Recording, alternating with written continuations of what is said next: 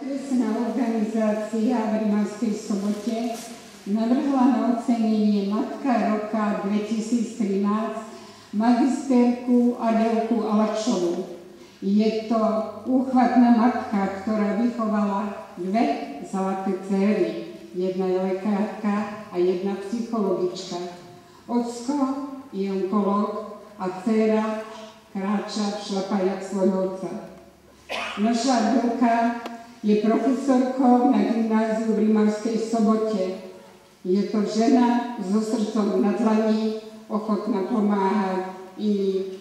Matka, ktorá plní svoje povinnosti, tak robí teplo rodinného domova, robí zázemie všetkým svojim blízkym a to rozhodne nebýva vždy ľahká záležitosť. No, ja mám prácu, ktorá vlastne s materstvom do určitej miery aj súvisí, lebo pôsobím ako stredoškolská pedagogička a tam neraz okrem svojich vlastných detí a vnúčat musím vychovávať ešte množstvo ostatných detí, ktoré tiež vnímam ako svoje a býva to niekedy dosť náročná práca, ale veľmi krásna a zmysluplná, keď vidíme, že aj doma, aj v zamestnaní tá výchova a teplo ľudské slovo padne na úrodu.